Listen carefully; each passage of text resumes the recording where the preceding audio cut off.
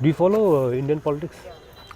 To an extent, but on a large scale, it's yeah, I know. There's a thing, how closely should you follow also, okay? Not in any sense, not in the sense of like, okay, becoming disengaged, but sometimes that whole thing, that there's always that in your head, there's always that double track, no? One is that the immediate day to day, and one is the long term perspective, okay? Where you're where the day you're in or the month you're in is fitting into a larger kind of arc. Yeah. The arc of our history, for want of a better word, it's history. So in that sense, I think you tend to follow, but again, the danger, especially again with the same, this is a mixed blessing because you're What doing is this, mixed blessing, the whole that Internet thing. internet also, and the proliferation of such avenues. Because then it's also the issue of too many voices and the level of consumption or the level of kind of acceptance of the amount of people still news and news and views that people still want hasn't actually gone up by that much.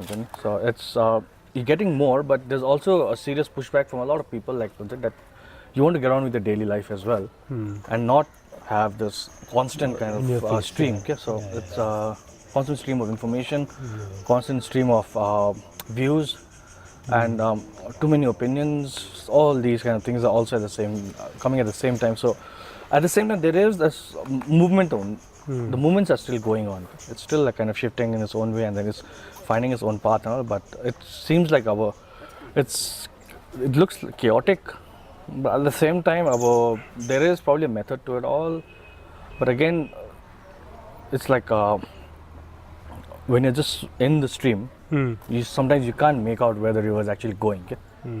So, let's say, in that sense, I think there is detachment. I think it's a cultivated detachment from the news and all that. From news, on one level, and the other thing is also because last time around I was quite engaged in this and that, and what does it come? And if like you are, how would you rather kind of change things or affect things or at least get your point across? So in my sense, I think I got a good outlet to writing. So that it may affect things, it may not affect things, but at least that the fact that you've kind of let whatever you had to say in one form or the other, that it's like out. a catharsis kind of thing. Catharsis, release. That release is there, and that itself again helps you kind of empty the vessel for new thought. In that sense, okay, this is what I thought about that particular subject. Sorry for cutting you. It's okay. Because this is still going on, So so it's going on only. We'll just So we'll continue. Should I clap or something? Okay. Yes. Synchronize. So you get that avenue to express yourself, and you express yourself for that particular topic or that particular subject or that particular theme. And once you sort of said all you have to say about that, you not move on because there's so many other subjects, but you just sort of you progress further on and take up something which may be smaller, which may be larger, but it's at least something that so in the sense that you're not you don't spend your entire time harping on the same subject, knowing full well again that sometimes change is affected by one person talking about one thing for a long time as well. Okay? Like an example, like somebody like that. Example, in number of like the great leaders who tend to spend a lot of time in jail, Gandhi and sometimes who's in Sikkim context or something like probably Miss Kipu. That's just someone who just does things like without like any kind of awareness or any kind of hankering after any accolades. But at the same time, it just comes on its own, and then you just stick to pick up one thing and do it well, and then eventually it takes you where it has to take you. It may not take you anywhere, except it might give you a lot of personal satisfaction, but then it does. So at the same time, there's some of us who feel that okay, there are a lot of interest in you have a number of interests and you want to give time to each kind of interest. So for me, it'll be writing. There's a social aspect. And there's the whole thing that okay, you're a novelist, so you should probably focus on your craft, you know, and then anything else which sort of detracts from it, the unnecessary stuff, we sort of just try and push out a bit so that you can do your job well.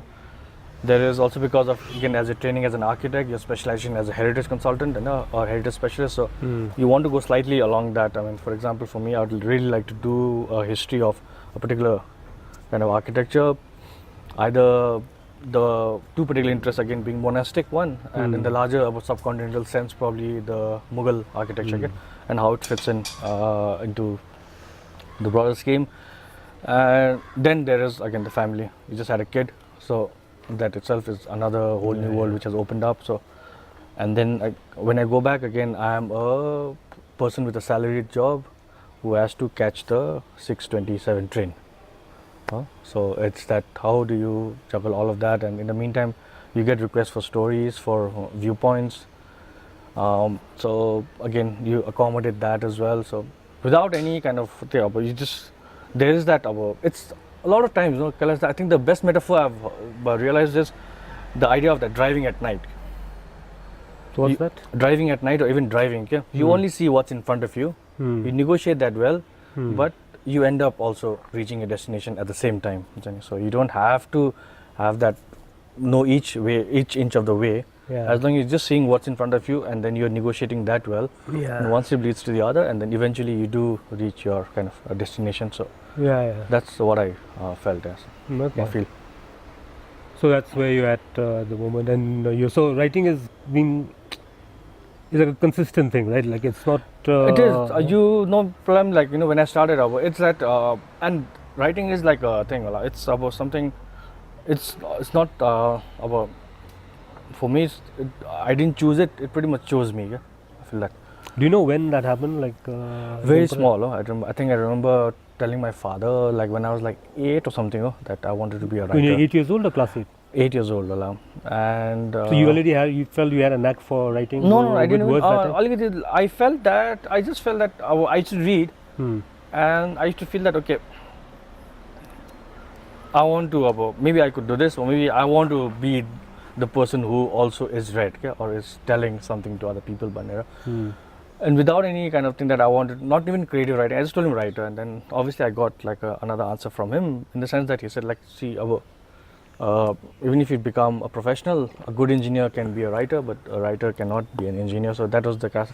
To get like keep this aside, consistent, but like also at the same time, because there is a great fear in parents, no, when the child decides to become an artist, it's like it's a complete shock for the parents. I was like the whole thing that how will he going to like how is he going to sustain it? And our society doesn't tend to be very kind to artists, so they need them to an extent, but at the same time.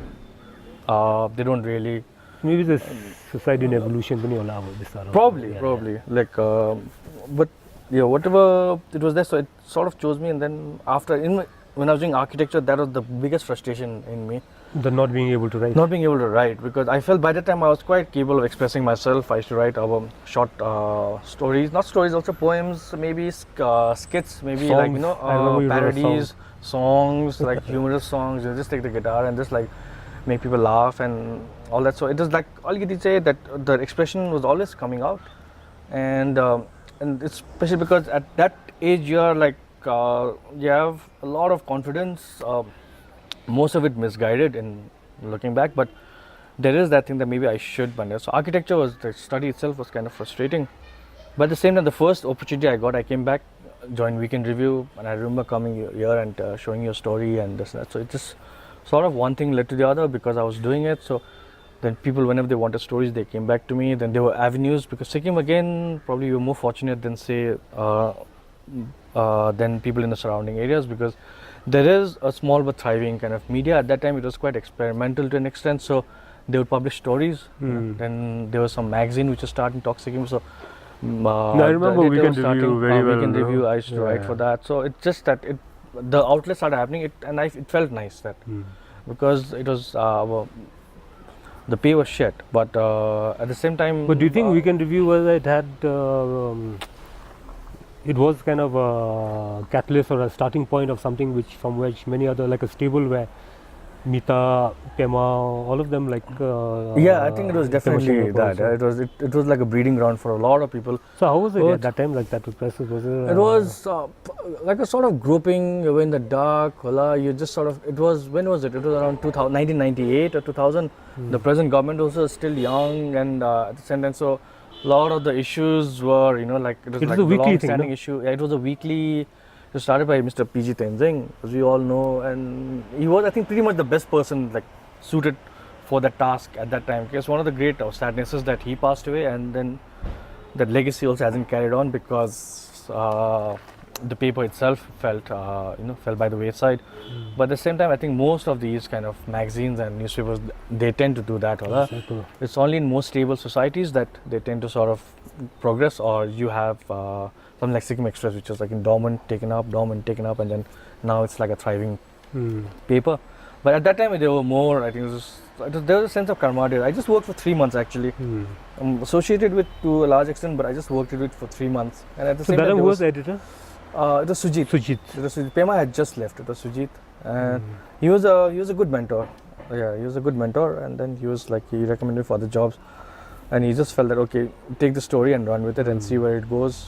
And he would, he's just right, and it was pretty much On one hand, it was dangerous because there was no filter. There was no kind of criticism in which because the fact that you constructed sentences reasonably well automatically sort of put you in a bracket which this is good enough to be printed, and it also gives a false sense of false confidence. Because when you go out into the larger world with that kind of perspective, and I suffered for it also again. So you go out in the larger world with that perspective. So again, then you pretty much realize that you good enough for one thing, a place, or a small circumscribed area, but doesn't necessarily translate into a wider acceptance. So now the challenge was to sort of make yourself good enough for that wider acceptance. So do you write in Sydney? Like, do you write for any? No, I don't actually. I'm not known as a writer. In fact, in my workplace, I sit in an office with around like 400 people on an average, and not one of them know that I've written. So this is like that. My previous office, they knew, and I actually felt it kind of about if I was working in a newspaper out there, or a publishing kind of thing, or any kind of which deals with like literature or publishing or any kind of verbal production, I would be more confident. But in this sense, it doesn't make any sense to sort of just announce yourself as a writer. In fact, it's just because you are meant to be doing something else entirely different, so you just try and do that as well as possible. So writing, I tend to keep it to myself right now. So which is at the moment it's a novel. It's a novel based in Sydney, and alongside is also a set of short stories, interlinked short stories. I think from around 9 to 11 short stories is what I've planned, and that's set in Sikkim. So that's the novel, or that's they're like two different works. I'm currently like both of them have like occupied equal spaces in my head. So the short stories, they came out because I just felt that they're kind of easy to just sort of complete and just keep on the side. And when someone does kind of ask for it, or when there is some requirement for it, and you just polish it up a bit, send it out. But at the same time, you keep that thread. You have a sort of a thread on which you're hanging stuff. So you pretty much know that where this sort of fits in. There's a puzzle, maybe a puzzle is a better metaphor. There's a puzzle, so you have, so it's not like a random set of short stories. They all, they have a particular theme in that, and then I try and work according to that theme, knowing like, at some point this is all going to come together in one piece. When that's going to happen, I'm not certain. I'm not going to rush saying it at the same time. So as and when it comes, I think I've finished around 7 short stories. By finish, I don't mean like chiseled finish, but at least the sense that the story is done, the plot is done. It's just like it needs a lot of work, but that part of the puzzle has been complete for me. And then, as and when the ideas for the next one comes, I'll just start work on that. But you don't like do something and then work on it quite a bit, and then you don't like it anymore, and then you either throw it away or it stays in cold storage for a very long time. Cold storage happens, throwing away, because I have so little time to work, right? That I just can't afford to. Throw away If I stuff. was writing all day long, every day, I could actually So you have don't a write huge every day? corpus. Is it? You don't write every day. I can't. I wish I could. I can't. It's one like the saddest things. So how much time do you get to write in a week? Do that. After my baby was born, pretty much Hardly. it's like a luxury. I think I must have written all total of around 15-20 hours. Before that, I would write. I think over the weekends in the morning, I would get up in the morning and write a bit, and just try and at least add. I used to keep myself a quota of 500 words. Hmm. So you just keep adding to it. Yeah? You just add to it, and later on you sort of chisel. But that movement is still going on because I think it's consistency is pretty much the key, at least for me, because I'm never going to get that 3-month chunk where you just go and become a recluse or a hermit or even like sort of disengage from other activities because like there's so many constraints on my life that I just don't get that. I'm not going to get that for a while, I think. So it's best to just sort of work with what you have instead of becoming. But do you think, just thinking, Ki, writing and all, you have to be in a place to write and all that, no? But suppose you're driving, you have something. Do you think like dictating into a phone or something? Do you think that can substitute writing in a way? I mean, or it can also. If you're like very articulate, you probably could. But for me, my speech is not my speech isn't on that level. So my thoughts are actually much more refined than my everyday speech because I tend to speak very ordinarily, so to speak. So it's just everyday conversation that I have. Dictaphone, I think the disadvantage is like you look slightly mad. Yeah. And or you are Even nowadays on the phone so- also people are with the yeah, you look like okay, this guy. walking Yeah, around. what's up with this guy? And then you also become a nuisance to the ones around you when you're traveling. So I don't do that. I've not been able to. What I do is if I get an idea, I try and like compress it into 4 or 5 words.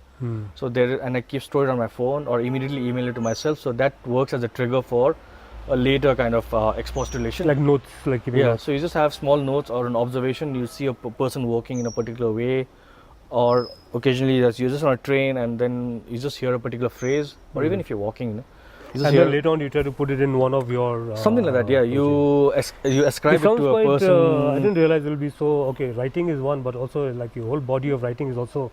It's organized and like there is some kind of a system. So All you get is you end up developing your own do you system. think a bit of that came from architecture? Or It'll always. I haven't had don't actually. I've thought to myself where does kind of the influence, because architecture also is being that it has its own kind of creative side to it. So I keep thinking where they might have influenced, and I have a feeling not so much in structure, but in terms of at least visualizing or being able to visually relate things or making at least your own language more visual. In that has definitely helped.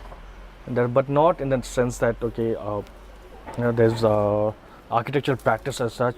I don't think so. It's made too much of a mark on my writing, and especially in the past 4 years, I've not done any architecture. Once I'm actually a bureaucrat back in Sydney. but when you come back, which you're saying, no, like you say you might do. So do you intend like doing? I think you mentioned like a bit of conservation architecture. You would want to be involved, or just like more like writing. No, about, I think it's architecture? high time. That's the thing. It's for me, it's the choice between becoming a competent architect or a good writer. It's actually that thing because there are two things. There are people who can actually sustain 2 disciplines and be equally kind of competent or good in both. I'm not one of them. So if I have to be good in one thing, I pretty much have to put everything kind of aside because again, like after a certain age, you are no longer on the ascendant. Okay? You're actually on a descendant. So then you just have to sort of think accordingly. Everything, time becomes more precious. Everything your resources become more precious, and you just have to channel them with some sort of precision. Yeah? Otherwise, you just tend to lose things. So Yeah. So what's the book you're carrying on your travels? Yeah? What are you reading? I don't know. Or I no? didn't actually carry. I carried one which is American Pastoral, What's that? Philip Roth. Okay. Because back, I've just joined a book club. Yeah. One of the things I felt keenly, whose absence I felt keenly, was the lack of people to talk about books. Because not necessarily because like me, but Where in the Sydney? in Sydney. But Because you feel you have that more here? I actually feel Really? I really feel that I have like more of that. So that Yeah, says a in lot, sense- yeah. About, it is. It's actually much more. For me, it's much more vibrant. For someone who's probably grown up in Sydney, who has the same level of kind of friendships. skills, etc. They probably have better avenues, but I'm still an immigrant there, and I'm also an immigrant who's not in the writing business there. Okay? So then it becomes doubly difficult.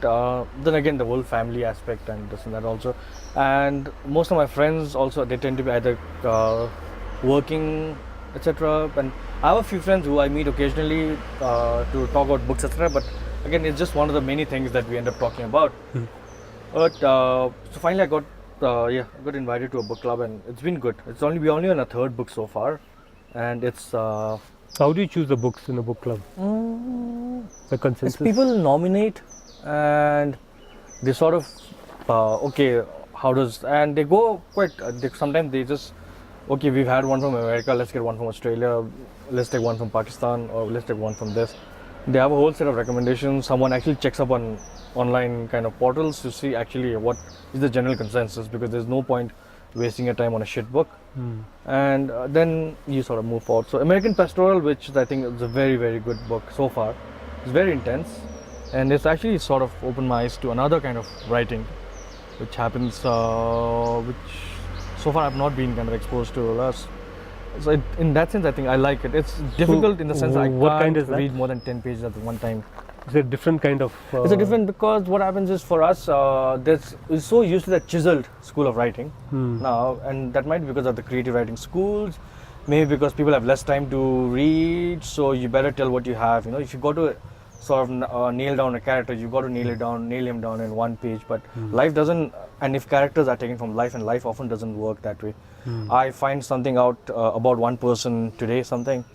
The next time I meet him, I might know something else. Then someone else comes and tells me a particular fact about that person, which he would not have revealed to myself. So our assessments in life, of characters tend to be accretions of news or of viewpoints or of facts, and over time we tend to form a more rounded opinion of a person. So that occurs to us all the time, and So this is you're talking. This he in does context that. of He does that. He Philip just Roth, goes, huh? one person and one kind of incident a number of times. Okay, not necessarily that he said this and then again I heard it from this. The narrative is pretty much omniscient, but at the same time he just goes on and on about the same person.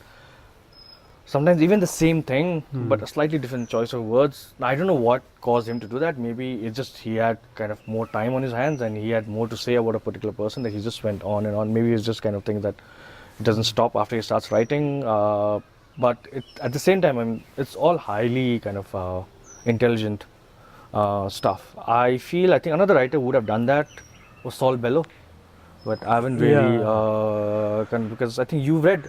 I've read a few, but I don't Adventures analyze it from a technical point of view at all. Just Adventures like of Augie March. I think I remember a long time back you telling me about that book. So which again I haven't come around to pick. I picked it up out here, and it's like I try to read. Maybe here or maybe I borrowed it or something. And he starts talking about his uncle who's a botanist, and he's 30 pages through and he still hasn't stopped talking about his uncle. And I was like, at that age he was like, come on, I'm not interested in botany and I'm not interested in your uncle. But now looking back again, that would have a greater reward for me, like if I have to go back. I remember the book. Eventually, somehow it comes together, and it's in the end, it's a very satisfying kind of thing. The whole experience. He's a very, very good writer. He's a very good writer. So any other books which have really, I picked up a few. Not really. I picked up a few from here right now, but of late, again the thing is that because I kind of try to write. When you're writing, you tend to have a reading list at the back of your mind. Okay. And what will help you when you're writing, with what you're writing. And if it's not, doesn't fall in that, then you don't have kind of time for it. So In that sense, I think I have. I'd kept a couple of books on the side. Nepal was one that I keep kind of revisiting. But the older you grow, again, the more new writers kind of are revealed to you, and again, there's always that fear that if I spend time with this, why will it disappoint? One of the disappointing books of late was Mo Yan from China. Was a writer I really liked until I read this book called The Republic of Wine, which seemed again extraordinarily self-indulgent and at the same time kind of improbable as well. Which again, you would say that just as well because I was So not why do writing you think about a probable writer things. goes? I mean, why do you think that happens to a writer? Do you think something happens in a writer's life which his craft Maybe kind of takes a downhill? maybe sometimes what happens again, some writers tend to feel more passion about their subjects than others feel, so they end up writing kind of more intensely about I mean, it's like somehow when you find a topic which you're really interested in and then you tend to bore the hell out of everyone around you by talking about nothing else. So it probably is the same with writers. Self-indulgence, basically. Self-indulgence, I think, what interests you more than what may interest other people. So that kind of, when you get that aspect in a novel, then you start kind of, and by now because you've read so much that the meter, that the self-indulgence meter in your head actually sort of starts ringing quite early. So then you tend to put it aside. But I was about to try to talk about one particular book which actually I really enjoyed it, but I don't know, I can't remember the name because I was talking about it until a while ago, but it just kind of dropped off. So yeah, but not so much time to read again. It's off late. I've started commuting. I have an hour's commute, so I've started picking up again, but it had fallen by the wayside for a while. So your life in Australia, it's work and your family and pretty much that, no? So was there a reason that like you wanted to take a break from here and go and live in Sydney? I know you studied there. I studied there, and yeah, 2014. Especially after the elections, in which again I was like kind of Invested. Yeah, interested and passionately detached. So yeah, it was, and I took a bit of a step back as well as to what can my contribution be, and I wanted to, because my life in Sydney had been a particular kind of way, and I wanted to write about that life, and I wanted to revisit that life in a way, so probably I could. So a lot of it had to do with the new book. Yeah, it was actually pretty much, because again, to write here without the sounds and the smells, so to speak, of that place rang a bit kind of, it would have been a bit untrue, I felt. So that is on one level, the better level. The other more immediate level was I was getting married, and my wife, again, we had always had a long distance relationship. So I just felt that, okay, if you were to sort of start our lives with always the view to come back, so maybe we would just get more time together. It would just be like a slightly kind of romantic view, which again has worked out quite well, because again we have a small family and then we're like quite close. But it was never meant to be a permanent move. No, I wouldn't have. I couldn't live away from this place for too long, So even back home, even back there, with all its kind of faults and with all its promises, I think I still remember Sikkim almost like every day, especially because when you're writing about it, so part of your mind is always going back to it, and then what did I see, what did I think, what did that person tell me, or like a particular kind of view from a particular place that I've once stood up on, stood for a few minutes and just looked around, even simple things like that. So it's not shut off completely. The fact also there is a small a Sikkimese community there who tend to interact with each other quite often. So there's always news from home. We always try and celebrate festivals together. We call each other for celebrations. You lived there for now how long? 5 years? 2000. I went in 2004. I returned in 2009. Went in 2014 again. In 2018, so 4 years now. But altogether, I think around 8 or 9 years of my life, I think I've pretty much spent there. So you lived in Australia quite a lot. You know the place quite intimately, I guess. The people, how they think. So this is okay. That question about like Australia, like a Western, that kind of a mindset, and here. So that contrast. Is there something like which kind of like sticks out for you? Like which you feel poignant about? Something that you feel like. In that sense, I was like, yeah, you feel that, oh, Balgiri, when you come, the first immediate shock is there. But Come where here? or when go I there? come here or when I go there, that for the first few minutes or first, sometimes even a day. So that's at the airport or that's at. No, not just at the airport. Even when you get out of the airport, when you start, like when you go to the first shop, say, and you have to buy your first toothbrush. Baisa. Yeah, bicep chutta, or one guy just shoves you out of the line, whereas out there you have to just wait patiently and this and that. Or out here, the shopkeeper will make some small talk. Out there's no small talk. So in that sense, I think there is a bit of thing, but I think it's just as. First of all, I don't tend to overanalyze until something really obvious kind of hits you. So would you feel Because- perfectly comfortable in both places? I think by now, I mean, I'm as comfortable in Australia as an immigrant could be. Let's put it that way. And I'm So you do as feel comfortable- that immigrant. Batch, no, but you're always aware. You're always aware of thing, and you always one of the things when you go there or you put in a foreign place, I think is always you start questioning the ideas of race. Then out here, maybe talk about caste. Once you go out there, you end up maybe not so much talk, maybe because it's probably not correct to sort of yap about it all the time.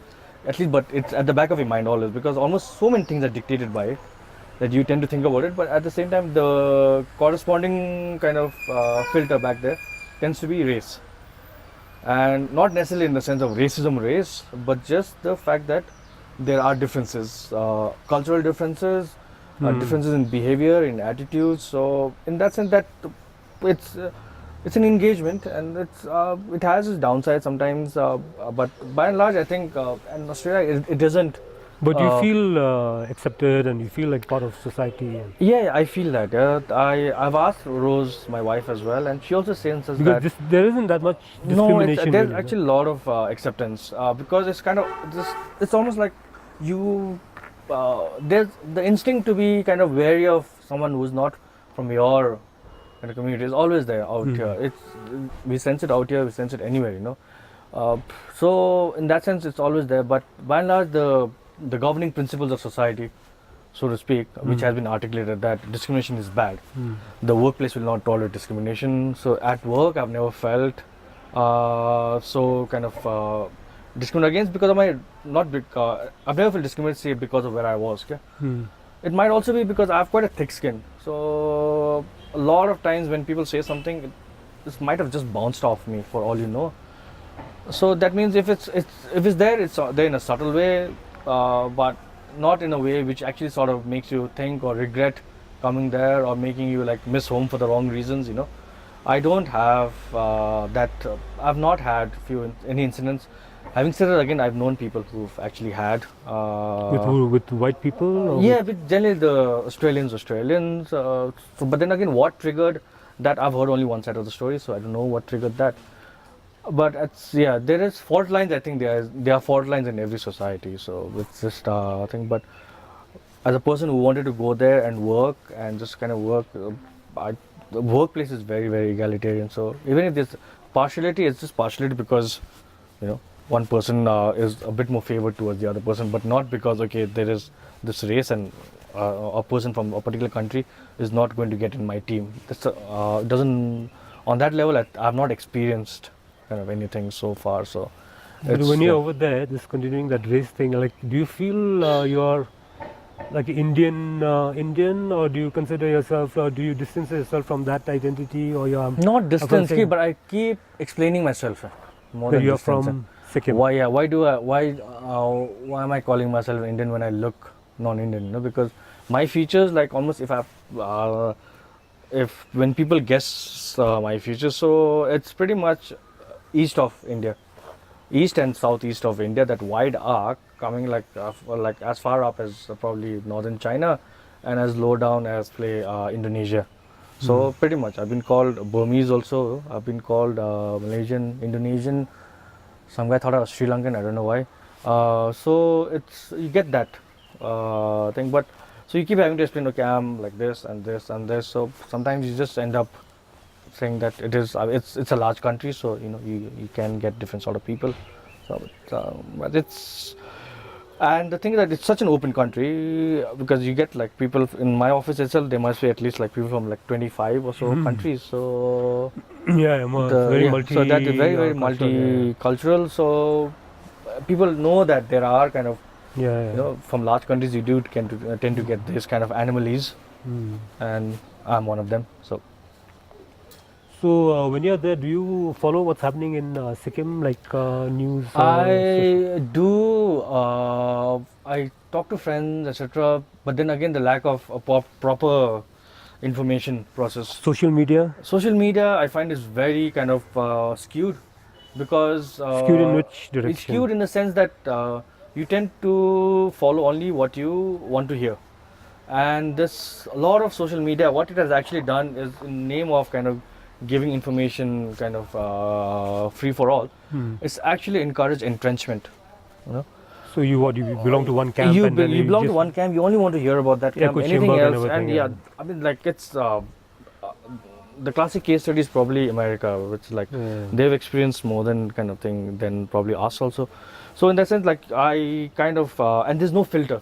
So there is if you're taking news from a particular person or a particular source who's like sort of partisan themselves, and they tend to like that filter which say what you want news to hear. portal would think like what is important and what is not important. So it's up to you to kind of, and sometimes just because like 700 people have commented on something makes that thing important, whereas you probably it's not very important to you. That's one thing. The lack of is also probably a credible kind of media organization here, but at the same time I think that's pretty much the one place you tend to get good information from, I think, and or at least whatever's happening current. Okay. yeah, but not to the extent that there's like there's no commentary. There's a landslide in Teesta and the road has been blocked for 3 days. You don't like, you tend to kind of it means a lot here, but it may not. I mean, there's nothing you can do about it back there. So that kind of news actually gets filtered out. Yeah, so it's and when something really exceptional happens, you get a call. And you're on WhatsApp, I think I find that a far more kind of thing. So your friends will actually tell you this. So sometimes you have friends in opposing camps who are also a bit kind of more balanced.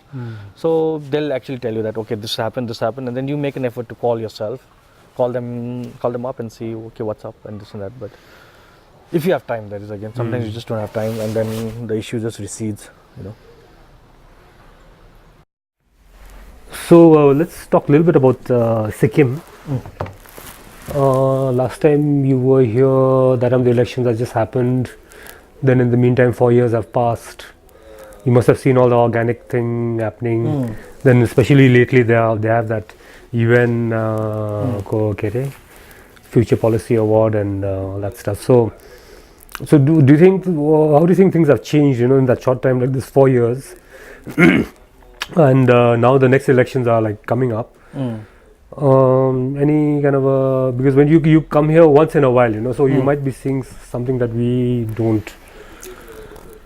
No, but the thing is also that my circle of contacts tend to be limited. But at the same time, when you go and you sort of walk on the streets and interact with strangers, say in taxis, and if you're just sort of waiting in a line in a government office, you tend to at least sort of suss out or feel out people for their vibes and stuff. Because again, politically kind of or emotionally invested in this in Sikkim, and it's a place which I think if you don't go to politics comes to you. It's like so you really can't afford to be detached as you would be in a state of like 110 million or even like 10-20 million. Like it's just too small to be kind of to remain aloof. So in that sense, I think I tend to have like an opinion. I tend to have like at least keep abreast, and also at the same time, the slight maturity, slight growth from last time is also that I've talked to myself and told myself to at least sort of try and be as objective, and that not listen to the same side, all the time. And because you have Same side you're talking Same about side, because, SKM and your family. SKM, my family also. And the thing is that it's not so much family, it's just that because again there are members of my family who are quite apolitical. For my sister, for example, she's quite Tamil. She can talk about it, but she can not talk about it at the same time. So for us, it was a big investment, emotional investment that way. So in that sense, already you felt.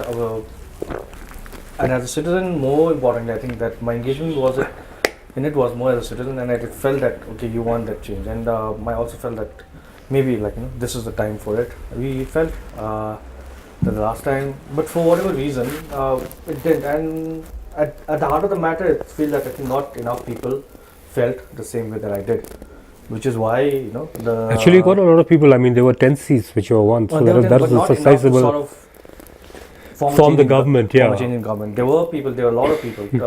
10 seats and I think approximately 1 lakh. But it was already a change actually, because before that there was hardly any seats. So that itself was kind of a big leap forward. Maybe not the leap that you wanted, because again, because it's so limited, it's so kind of easily graspable. That 32 seats. Yeah. And pretty much all of us have visited probably at least 80% of all the seats, in one way or the other, because the seat itself is quite small. We tend to travel a fair bit in it, etc. So, in that sense, it was a bit of a disappointment, but at the same time, again, it was what the majority of the people wanted, so we just went with it. The disappointment or the embitterment actually came about when the whole defection was engineered, and that was, I think, a very, very. Although I wasn't in Gangtok, I was in Sydney.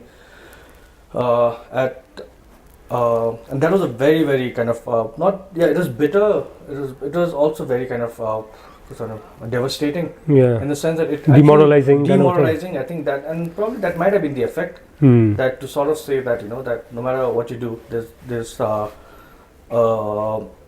the dispensation or the government or the political party that's in ruling is always going to be one step ahead of you, so you might as well not try. That was the whole kind of thing. So just live with it. Join us. There's probably there's enough for everyone, but not like so. Change as you kind of want change, in the sense that to have your own a different set of kind of voices representing you. Is not going to happen for you. And also, it was for me the greatest kind of thing and I know that defections are not new. It's happened in '94. The '94 elections happened. The '98 elections happened. I think that was again the defections. There were defections then as well, and defections are always engineered.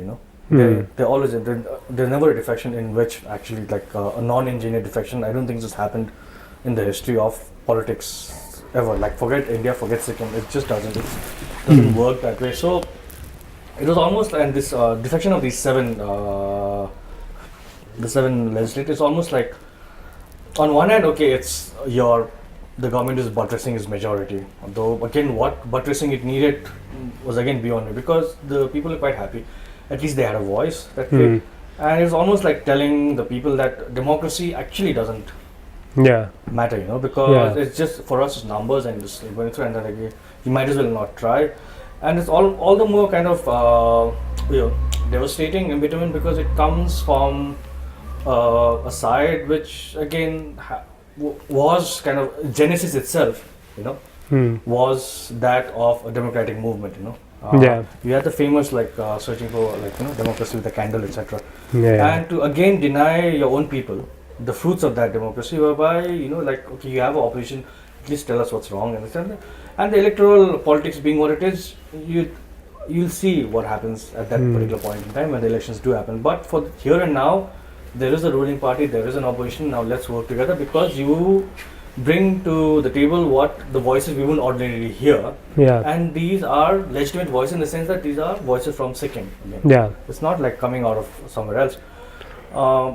That was, I think, the worst kind of feeling for me. That kind of representation is just kind of. So it's a loss for. It's not for Sikkim, but it's more like for democracy. In Sikkim itself, that was, and it just gave complete lie to the fact that there is kind of democracy, because I remember last elections when I went around Sikkim a bit, there was one guy who made a very valid point. It was at a speech in Zongu. So he just said that he said like, for me the government is an animal, Hmm. and the people in power are the meat, the palmasu. Hmm. Huh? But he's saying we need bones. The opposition is the bones. Okay? That is how the animal kind of is healthy, is actually moving, because you need that kind of if these guys, and it's an apt metaphor in more ways than one, because palmasu also tends to be the prosperous side, because no one really wants to eat the bones. Yeah. So the palmasu is that the rich meat. Yeah. So you have the government, which is the meat, the ruling party is that, and then you have an opposition. I'm not saying that the opposition should come to power, but at least there should be something. So you have a healthy kind of thing. Actually, that was for me, that was the change. That was the parivartan that they wanted. It already happened with them winning 10 seats. If they just held on to that, because you just want change to happen overnight in an overwhelming way, which never Again, actually it's happened. damaging. It's very, very damaging, because it's just without any practice, so to speak. Yeah. To inherit something or to grasp something without any kind of practice in governance, practice in kind of policy making, without any kind of sort of that, to get win that kind of power it's quite damaging. It's very, very damaging, and that was one of my fears also. Even though I was rooting for change, it was one of my fears that what happens if you actually get an overwhelming majority. Be careful of what you wish for. That kind of thing. So we had that, but at the same time, I felt that okay, and a lot of us actually felt that maybe not everything, but okay, we got something. Let's work on this and genuinely trying to kind of transform. So that was, I think, and I sense that even to a lot of people that might have been a factor, in the sense that unless like there is the only change like you can have is overwhelming change kind of thing. There is no in between, there are no half measures anymore. Which is true, which because it shows that opposition means you get bought off. Yeah, I feel that the government itself has kind of demonstrated that there are no half measures. It's going to be all or nothing. So but then after that, do you think these two guys did a really good job? Very good. I mean, like it's sometimes Kuganima and Sangha all MLA. that, the Sangha MLA, because they're fundamentally decent people as well. Again, they don't have any kind of thing. So it's I was just with someone who was talking about Mr. Kunga Nima. I haven't met him personally, but they're just talking about him as well. So like it's like that the Moroporo, the Biabatul, that kind of thing, and to sort of engage with the people, like he's like quite he does it quite well and all, and that tends to be the basis of our kind of political system about it, that someone who's seen to be like or who's actively concerned in the welfare of the people, not necessarily maybe on civic issues, because again the idea that civic issues are also changeable, I think has yet to kind of take complete root out here. But in the sense that okay, there's a population, and then there are people, and then my constituents, the welfare of my constituents, basically, even if it's just compassion, that's all I have to give. Let me just give that. That itself is quite a telling kind of thing. So I felt like it was in very it might have been a very good it might have been a very good fortunate turn of events, so to speak, to have him at the helm of as while the party was sort of starting to find its feet. So because otherwise it was almost like they were rudderless for a while, no? So these two took it up, and then after Gole came out, suddenly it seemed like a resurgence. It actually seemed like a resurgence, that's the thing. And when I was I was trying to follow it back then, and even I was very demoralized when he went to prison, because not because of any great attachment to Mr. Gole himself, but because again, you're left kind of that rudderless. So you have no one to sort of speak for the other half of the population. So in that sense, I think when he did come out and you saw that crowd, that people who were there without any kind of, I don't know, it's maybe they just came on their own. That the spontaneity of the whole kind of event, which was actually quite overwhelming, I think. And then it's also because it almost felt like people are saying that even if no one turns up, I'm going to turn up for that, because I need to make a point. So that was probably the biggest kind of thing. And then when you have a large mass of people, kind of enough to like a tipping point kind of situation, that you have people to say that okay, this is what I'm going to do. Even no one says like I've had enough. The whole kind of event, which was like actually quite overwhelming, I think. Yeah. And then it's also because it almost felt, for me, it almost felt like people are saying that even if no one turns up, I'm going to turn up for that because I need to make a point. So that was probably the biggest kind of thing. And then when you have a large mass of people, kind of enough to, like a tipping point kind of situation, that you have people to say that, okay, this is what I'm going to do. Even no one says like, I've had enough and I want to make my voice known. So, and this is the only way I know how to do that. So let me do that. And then you end up. So when enough people think that, you get that kind of mass of people, and it's just like a 40-second video, I think, which pretty much everyone in So Sikkim has like in seen it. politics, So is these optics, is it really important? Like, because now you have a picture. So like I also didn't go to Sikkim, but I saw that the wave of like people, 1 minute yeah. clip, and then you can see the number of people. Real. And suddenly that itself like triggers off like some kind of like this is a big thing happening, it's and like, then you also spread it around. So that I'm just wondering, like, whether in the politics that is our political culture over here. So there's a lot of like the flags. There's a lot of like these youth guys like vocally very loud, like visually, like yeah, like in your face, like all these people, and now especially with social media, and then all these things are also, it takes money. So political parties are investing a lot of money at the initial the stage of like campaigning and voting. So where does that money come from? And then obviously when you come to power, like all that, so then it gets entrenched, of the political culture is entrenched in the corruption culture or something like that. So I don't know, what do you think about that? I mean, in Australia, you must, did you get a chance to see? Like, I see the campaigning there. Is it Every morning in the station there are 4 people. In one part is red, one part is blue. They just wear a blue shirt or something, and somehow they never seem to campaign at the same time. Maybe there's already a prior kind of thing that this day is our day, that other day. So they just hand you a flyer. They say, okay, these are the points, 5 bullet points. What do you think? So are there rallies with mics and this kind of thing? No, I've not. I've seen only one rally with, and that was kind of a weakish, not that mass kind of rally. It was just, I think, a public servants union. They were kind of agitating for some, I think, issue or the other. But besides that, they tend not by political parties as such, but people can organize their own rallies. So there are kind of, they have in one was, I think, the taxi drivers who were kind of agitating against the Uber drivers. Okay. So they felt was thing. But that wasn't an issue. There wasn't so issue based. So there was one where the young people actually came out because the government was like shutting down, like that entertainment, so to speak. There's this sort of like directing kind of all things towards a particular place. So in that sense, I think there was, but not to that. It's because I think maybe it's just kind of the basic things that people tend to kind of live or die for, so to speak, have been kind of worked out, and then now it's just like the details over which you sort of kind of differing. I get that sense, whereas here it's still existential to a large extent, the issues at hand. So existential in the sense? In the sense, it's the same thing, that people are dying, whether it's suicides. If you talk about suicides, if you talk about I think the fact that our subsistence kind of subsistence thing, that people still are quite not doing very well in life. That also that politics of kind of or the economics of envy, the economics of just being cunning, that if you work hard is not enough, you have to kind of be cunning to an extent as well to really get ahead. So a person who just wants to only give probably his blood and toil, it's not enough. Not enough. He's got to. But in Australia, it would be enough.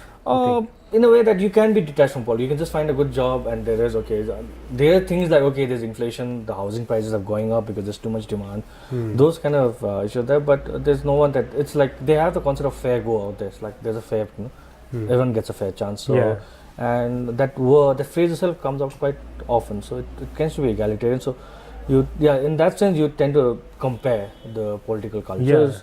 But then again, that's their kind of political cultures. They are, how do you put it? They don't have the tension, the millennial tensions that we have, because the tensions in India, like the tensions that drive politics in India, are not 30, 40 or even 100 years old. They're pretty much like, they go back at least 800 or 900 years. And then it's come down since then. So it cannot be resolved in a day. Also, it's 24 million people there, so I think it's like the population of Bombay occupying a country larger than India.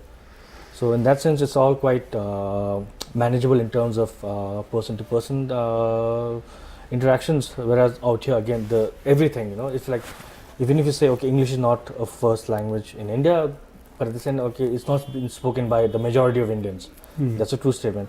If you say it's spoken by 30% of Indians, that's another true statement. When you explain that 30% of India is 300 million, then again, everything changes. The parameters change. So it's just that the sheer volume of numbers.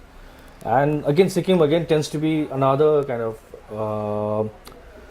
a slight deviant from that thing, because again we are again 6 lakhs, 600,000. So that within way, that, again, it becomes so like a small, yeah, small this scale, model. yeah. So one of the problems I think we face is also the reason that we have this, the intense bureaucratization. No? That's one of the most kind of that claustrophobic for me aspects of. But that Sikkim. also, do you think? I mean, for me in my mind, I feel that that's kind of a welfare state kind of a model where you're given a job, not because there's work for you to do, but so that you can get a salary at the end of the month, and you can get your retirement and your medical thing and all that. So people just go for security, but actually not without sometimes having a job description only. Like I'm there, you have that. So it's like very, very. And the fact is, there is why do people like go for that itself is again because there are still so many jobs have already been given by the government that you also feel that you probably are entitled to one, because everyone your 50% of your classmates are already there. So why can't you kind of there's nothing different between them and yourself. You came like from pretty much the same kind of families. You've been the same thing. What somehow they managed to get in, somehow you've been left out. So again, that whole the economics of kind of envy, so to speak, or not an envy, that again the bitterness comes. The fundamental problem I think is just that the bureaucratization which happened, because it's a model, the bureaucracy model, the governance model that Sikkim has had imposed on it by virtue of being a state of India. It's still the same. So it's like, and that bureaucratic model is meant to service, I think, a larger population actually. So it's the same kind of model which services Uttar Pradesh. 110 million people has been imported thing. So where in Uttar Pradesh, maybe they actually need a more engaged model. So maybe triple that number of things, because out there probably you never even see a government officer.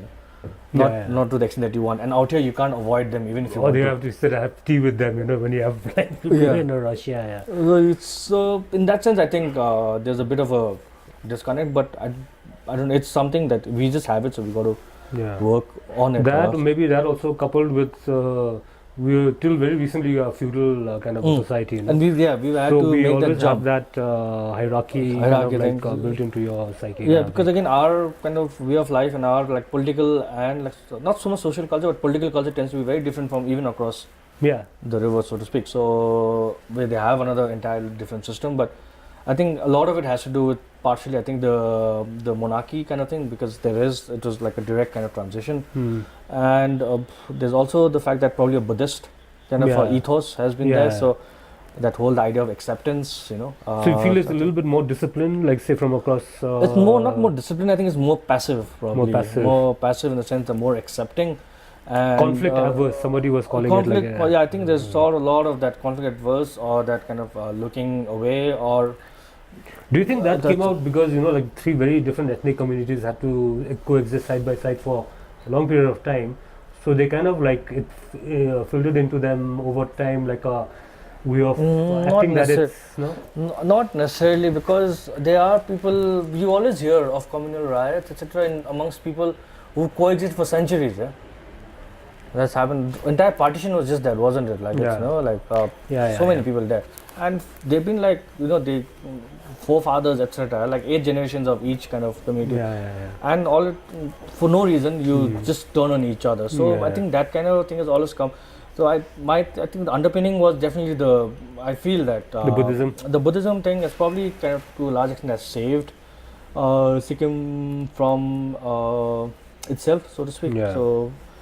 Yeah, I think it has definitely done to an extent, and probably society also, like the numbers tend to be smaller here, so everyone knows everyone. I think that's another. So do you think that's reason. a strength? I mean, that's a good thing. It's a good thing in the sense that you won't find violent rupturing, that kind of upheavals, because revolutions again you have that kind of upheaval, but they may not they probably will not be violent, because people in the end, like, there's such a lot of intermarriage that has happened within the communities as well. So by now everyone is kind of heading towards a situation, I think, where we more or less, like, if not homogeneous, then or if not completely kind of multicultural, and at least not entirely homogeneous either. So there is, like, there are no silos, so they're not like kind of thing. So even there is an investment. So that's a good which happens. development, definitely. It is, yeah. And our society tends to be small, so like you walk in a school, you recognize one of the teachers, people you've studied with, people you work. So out here, even when you go, people still ask us, whose son are you? Earlier I used to find it quite not offending, but like kind of bit like you would get a little irritated, like not because and you think, okay, I am my own person, why doesn't that person ask me what I'm doing? But they're coming from a totally different angle. They're just trying to place you We tend to carry a matrix. All of us tend to carry a matrix in our head. It may not be articulated, but it's nevertheless a matrix. So everyone fits in somewhere, and everyone tries, and that because everyone can actually be fit in somewhere. It's small enough for that. That itself, because it's that works. That works as a it's a mesh, and metaphorically, again, if you sort of extrapolate from there, it also becomes a safety net of sorts, which people tends to tends to save people from actually turning on each other violently. So it'll be incremental, it'll be this, it'll be that, but at the same time, I think that's my kind of belief, probably hope as well, more than anything else. So. Because recently there was that, I don't know whether you read about it somewhere, the Gorkha, the Gorkha Jagran Manch, I think they're called. So they had this lawyer from Delhi come, like a kind of an articulate and Kharus kind of a lawyer. What was his name? Remember that lawyer?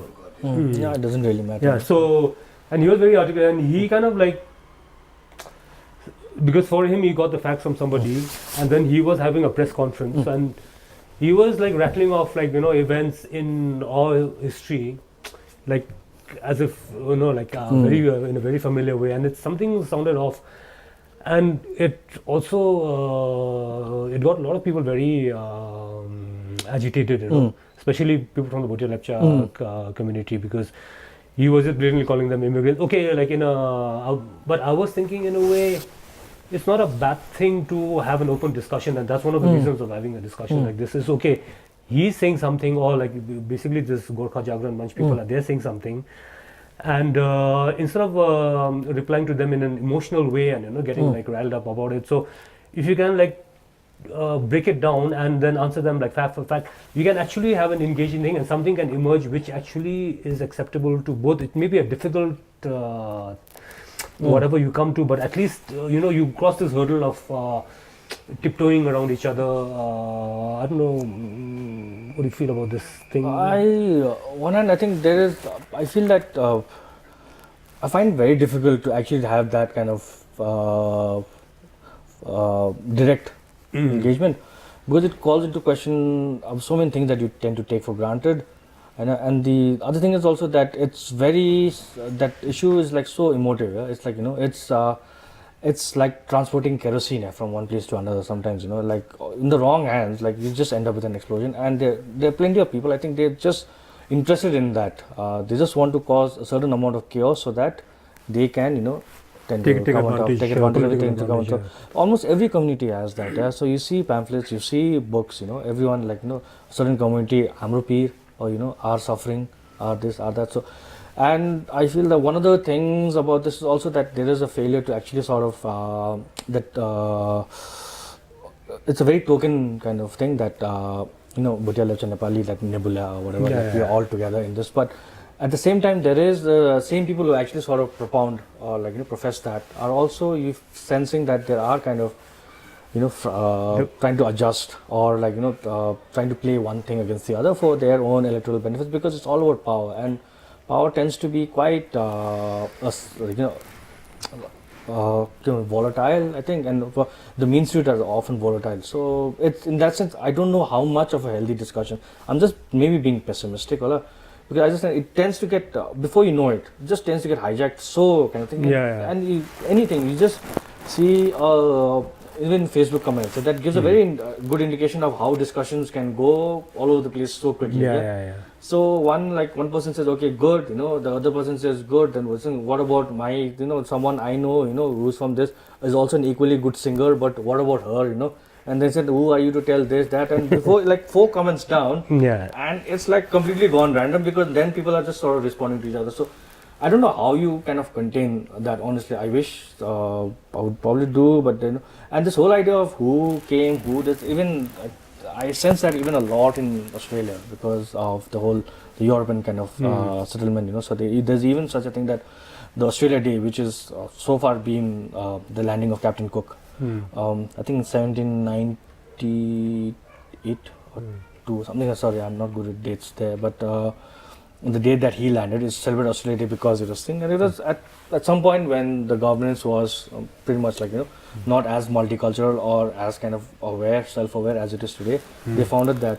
Now the whole idea is that there is a large section of the population, the Aboriginals, pretty much say that for us it's not Australia Day, for us it's Invasion Day. Yeah. So they celebrate invasion. Not they don't celebrate. They kind of remember it as Invasion Day.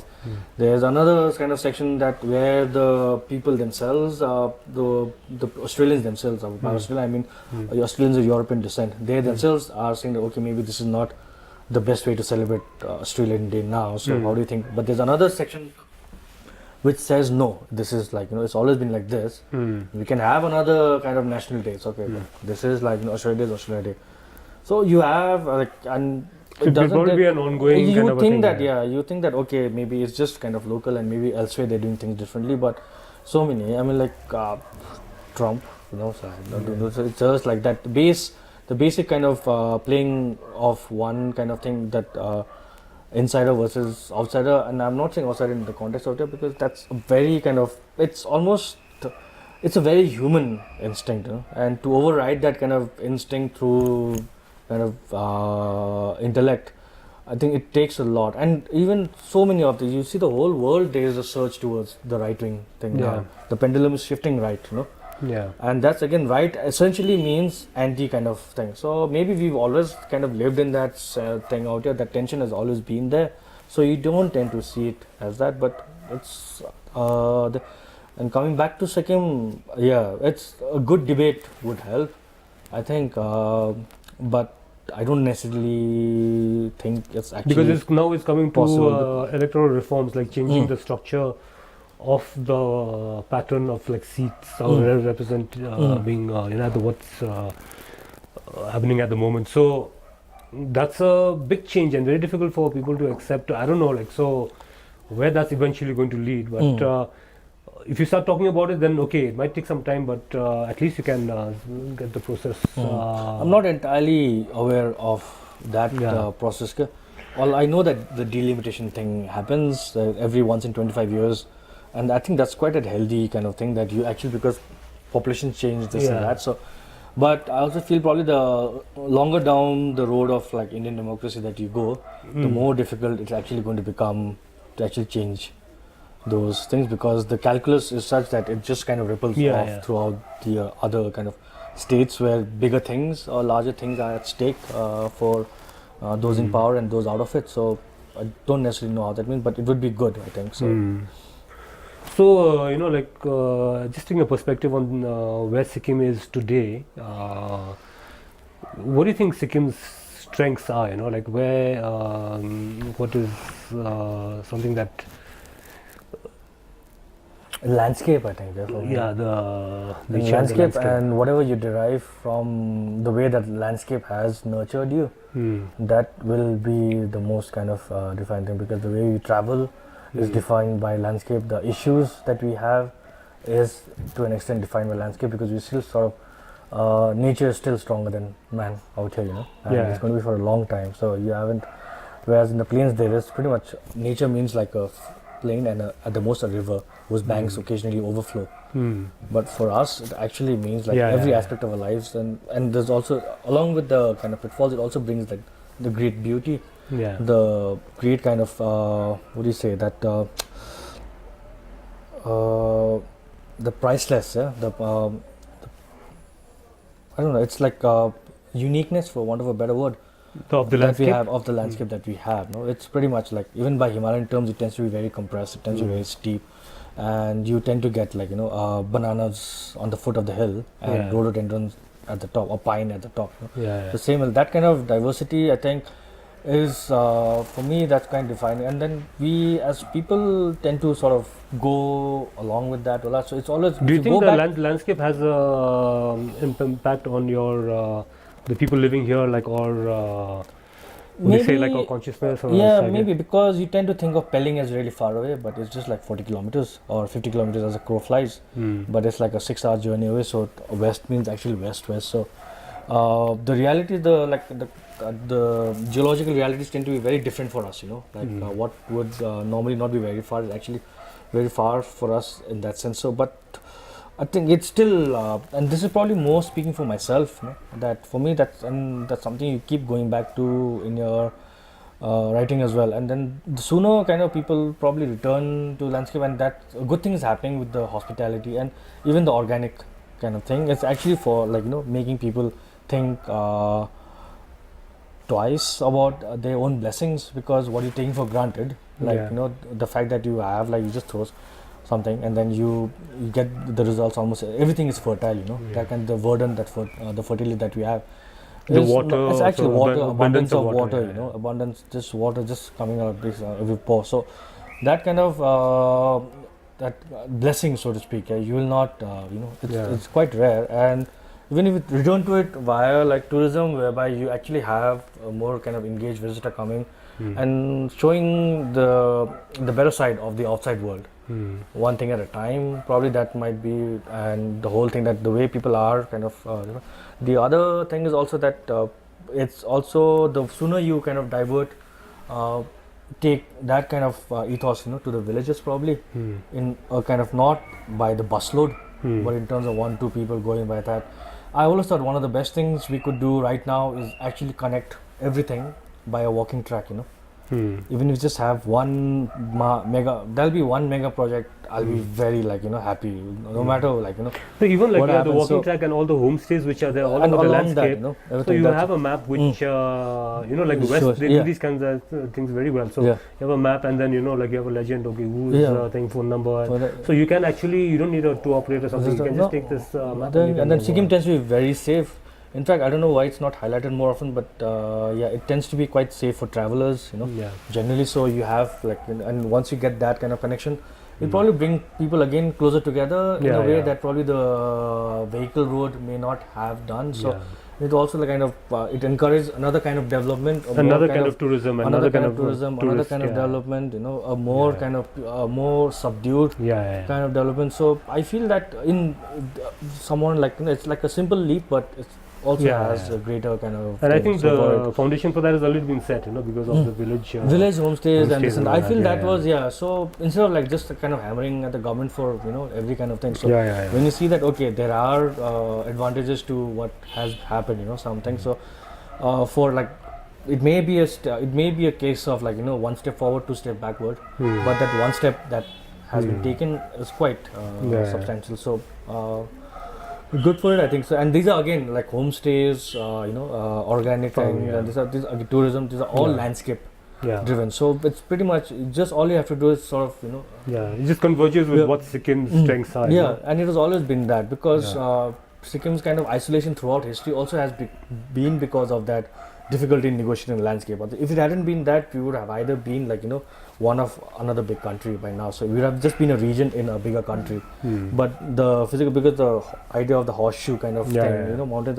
So it has kind of protected us Yeah. for so long, and I think it's still kind of going to continue giving. So let's Now hope there's so. geopolitics, there's China, there's army, anyway, there's nuclear Yeah, war. geopolitics is there. Yeah. There's always, I think Yeah. that threat has always been there. You just have to some things you just have to kind of Yeah. some realities you just have to live with, I guess. Yeah. So just I think so. What do you do?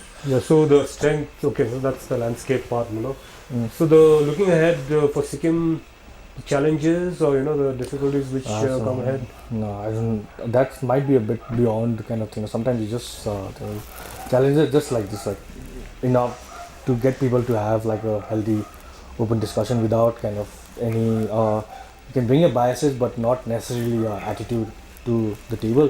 So that itself probably like the idea of a dialogue But then that's again tied into so many things, you know, that the constitution, the way it sort of protects certain classes, and you know the way it tries to give power to certain classes, etc. So all that is like it's so much. So you think it's there's difficulty in having a it's basically, discussion? I think, yeah, it's easier to sort of commune with nature than to commune with a neighbor, you know. So because nature is like more passive, so that's again if you just sort of be a bit meditative, wala, from like I can't really convince.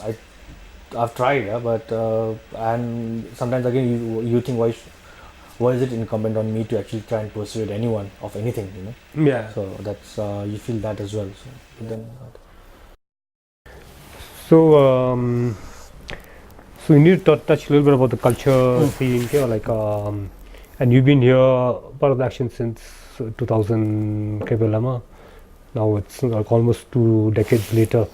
So do you think like how do you see that the culture scene has changed? You know, like for example, like when we were there wasn't even a bookshop here. Like so, for example, to find a watering hole, somebody to talk to.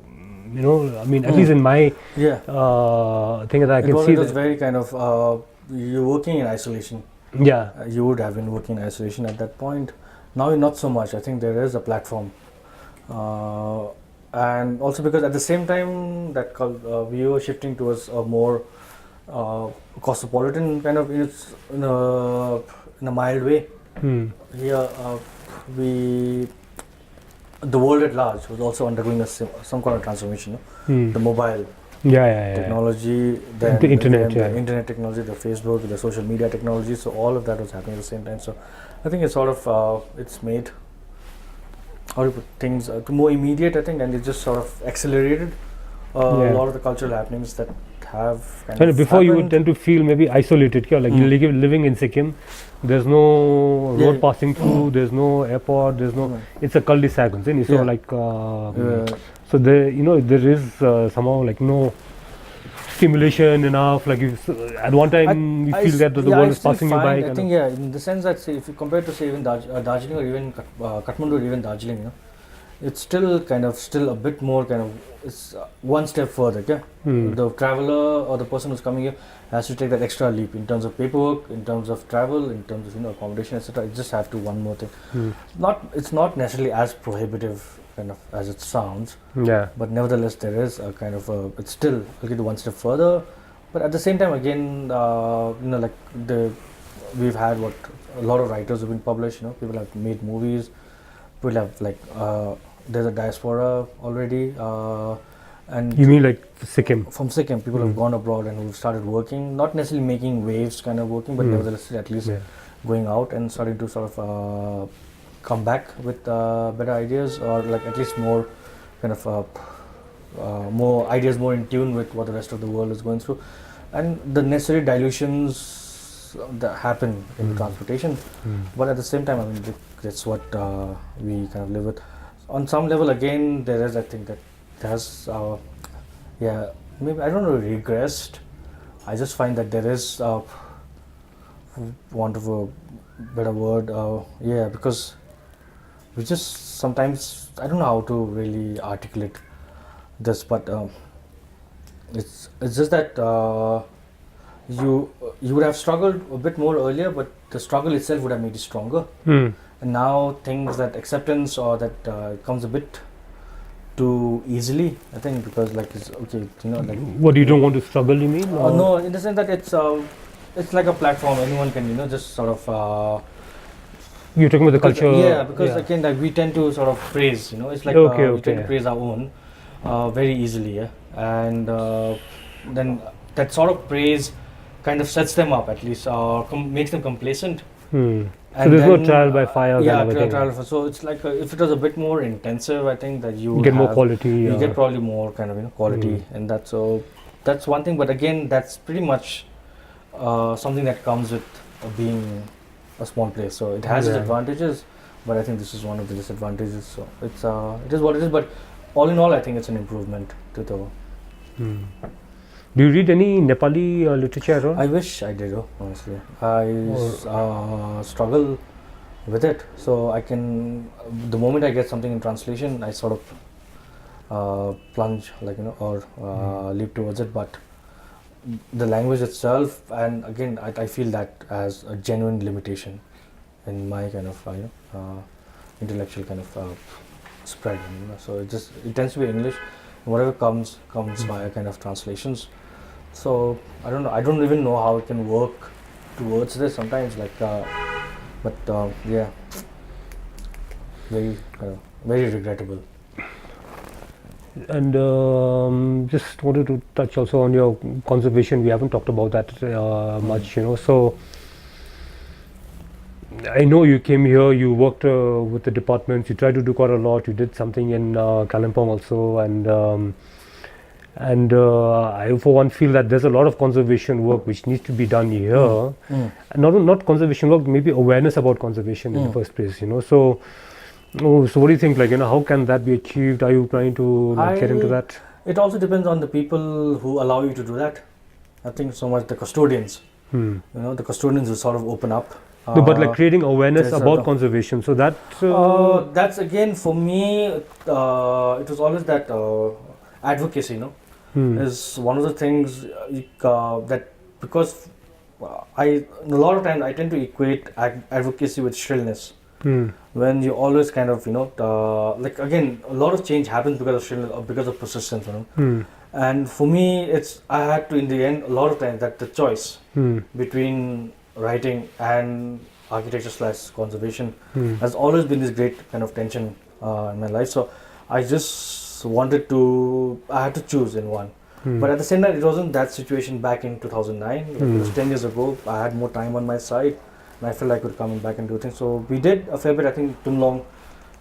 We had that sort of conservation of the ruins and establishment of a small museum. I don't know how well it's faring now, but we got that done. We sort of managed the site, etc. There was the church at Kalimpong that I did in collaboration with my kind of partners and friends, and then you had also I think with at Higyathang, the monastery. Again, that's one project which sometimes has not, you have success and failures, and why not failure? I think it's like a delayed success for me. So if I ever come back, I think that's one of the priorities, that you take it up and then you try and finish the job that you started, because again it was so much contingent on funds which were in short supply, so we just had to sort of get the whole project had to go in cold storage for a while, which is not again the best outcome.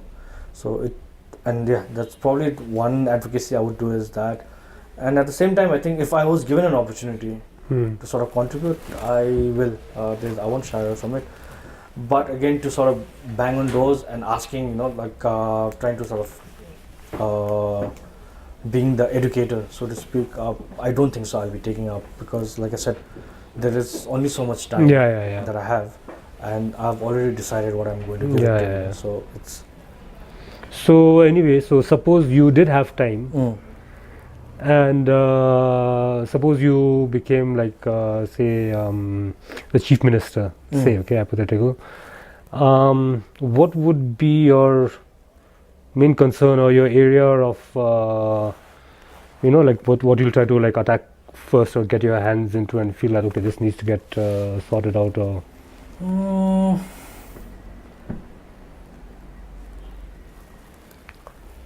you always, I think that the moment you power, when it comes, and you tend to, first of all, unlikely scenario, so unlikely / improbable / impossible / I might just send the crown back, so to speak. But in that sense, I think I would probably take up the issues closest to my heart. I think one is a genuine kind of revival of arts, not in the sense that culture is seen out here, that 3 different kinds of dances preceding a political function, but in the sense that respect probably for artists, and then also again built because a lot of building works happen, and a more sensible building practice, sort of make it less kind of project retaining wall cement kind of oriented, which is I think is really, really damaging to us. And probably then that the next thing will obviously be just that whole kind of entrenchment of nepotism, and I think I don't know, empowerment or most of the time it's just Empowerment like of like the common people. you yeah, mean? common people to just take away that make the non-government sector so strong. Whatever you put everything into that, so that people can actually genuinely choose. Most of people don't want to just get into government because they want to get, because that it offers that kind of stability that no other industry kind of offers. So even if to sort of regularize the tourism industry so to benchmark it, that you must have so many jobs and this and that, and this must be the salary you pay and this and that. So I slightly make it more kind of acceptable to, because we still have like a lot to give, I think. Yeah, but I would really fail when it came to solve out the social issues that emanate from caste and communities. I think a lot of questions I have on that sense, but I don't think so I have any answers yet. Just most of the time, like it's just hope for like a generational kind of thing to occur.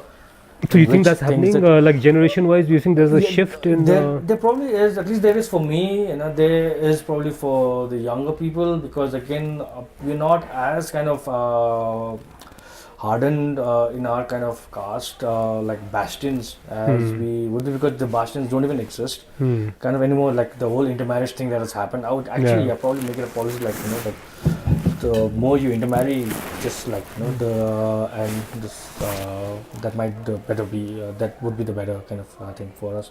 There's already some kind of policies, I think, in that and that sense, but probably more, encourage more. But most of the issues, I don't think so I would have an answer to, honestly. So I would actually fail quite badly. So don't give me that job. Yeah. So anyway, Chetan, thanks a lot for. I know you had like a very short time, and appreciate it. You spending time over here. Yeah. Thank you. Thanks. Thanks everyone. Clapping my hands. Don't. Yeah, that's where you edit, by the way.